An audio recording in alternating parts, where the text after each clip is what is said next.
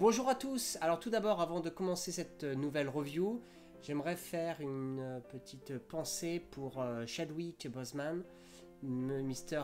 Black Panther. Voilà, pour lui et pour tous ses proches, hein, même si ils verront jamais cette vidéo, mais voilà, je tenais à le faire. Et je ne sais pas comment Marvel va s'arranger pour la suite, mais voilà, petite pensée à lui.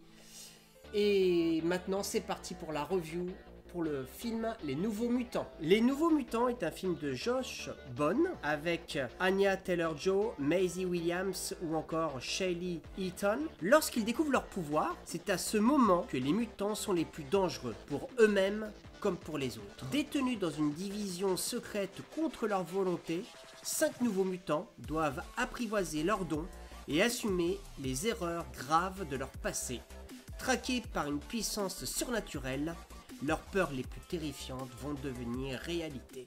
J'ai été globalement déçu par ce film parce que il le vendait comme un film d'épouvante horreur et je trouve que le concept de le faire dans le côté épouvante horreur, je trouvais que c'était un concept vraiment original. Ça m'avait fait d'ailleurs penser à Brightburn, un film que j'avais adoré où c'était un sorte de Superman, un enfant Superman, donc qui avait les mêmes pouvoirs que Superman, sauf qu'il était méchant. Et ce film-là, j'ai trouvé que c'était une bonne réussite. Je ne vais pas dire une super réussite, mais une bonne réussite. Et là, je m'attendais aussi à un film où j'espérais que c'était une bonne réussite. Parce que amener des X-Men dans un univers un petit peu horrifique, je trouvais ça vraiment bien. Mais j'ai cette sensation qu'ils ne sont pas allés au bout de leur idée. J'ai cette sensation qu'ils ont voulu faire un truc horrifique, mais qu'ils ont été freinés. Alors je sais qu'il y a eu des problèmes au moment du tournage ou autre. Je sais que par exemple, celle qui devait faire le Dr. Hayes devait être Rosario Dawson, qu'on connaît dans Daredevil entre autres, et qu'elle avait abandonné le projet pour je sais plus quelle raison. Et je ressens ce côté dans ce film où ils ont des bonnes idées, mais ils vont pas au bout de leurs idées. Et du coup, il y a beaucoup de scènes où ça parlote.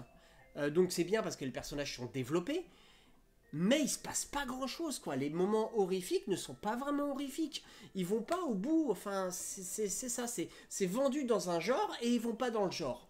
Donc du coup, ça fait quelque chose de tiède. En ce qui concerne les comédiens, Ryan Sinclair, donc Arya dans Game of Thrones, Maisie Williams, et ben ça m'a fait plaisir de la voir dans ce rôle qui est un rôle complètement différent de ce qu'elle faisait dans Arya, dans son personnage d'Arya. De la même manière, Anya Taylor-Joy, qui interprète Illyana Rasputin, Magic, là elle joue un rôle complètement différent de son personnage qu'elle avait dans Split, où elle faisait un personnage victime. Alors que là, c'est une bad girl, elle a un caractère quand même fort, bien trempé, et elle est hyper crédible. Et pour moi, c'est une de mes révélations. D'ailleurs, j'avais peur parce que quand j'avais vu les teasers en français d'ailleurs, alors que là je suis allé le voir en VO, les doublages me donnaient vraiment ce côté ado, bof bof.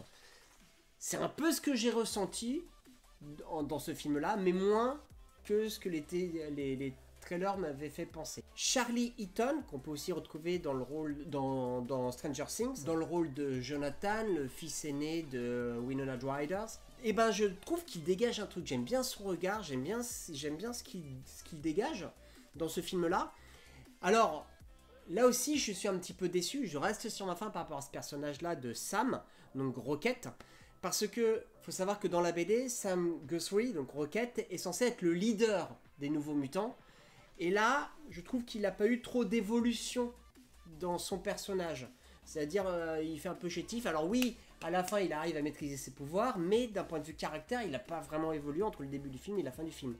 De la même manière, Roberto da Costa, Henry Zoga, que je connaissais pas du tout, je trouve que lui non plus, il n'y a pas d'évolution de personnage. Ils ont créé des caractères trempés, des caractères forts. Le personnage de Daniel Moustar, par exemple, est un personnage intéressant, la manière dont ils l'ont traité. La relation que Daniel Moonstar a avec Ryan Sinclair, je trouve que c'est une bonne idée, parce que voilà, c'est un peu une originalité dans ce film-là, parce que dans les X-Men ou dans Marvel en général, le côté homosexuel est peu abordé. Donc là, c'était bien que les personnages principaux aient ce côté-là.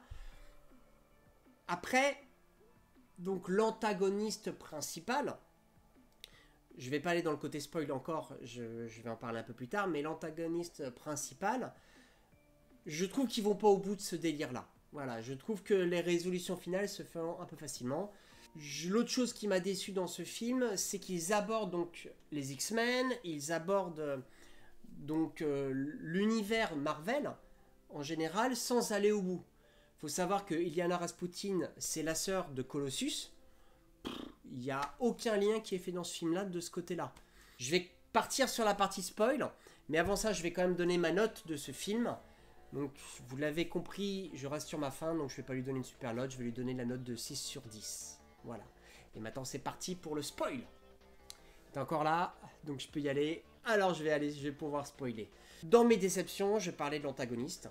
Honnêtement, j'espérais, je m'attendais à ce que le vrai antagoniste soit le roi d'ombre. Et en fin de compte, on se rend compte que l'antagoniste, c'est Moonstar qui n'arrive pas à gérer son pouvoir. Pourquoi pas? Pourquoi pas?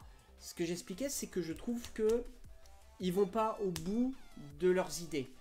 La manière dont c'est résolu, ou juste, ça y est, elle domine, et d'un seul coup, bah, ça donne cette sensation que, en fait, le méchant était facile à vaincre.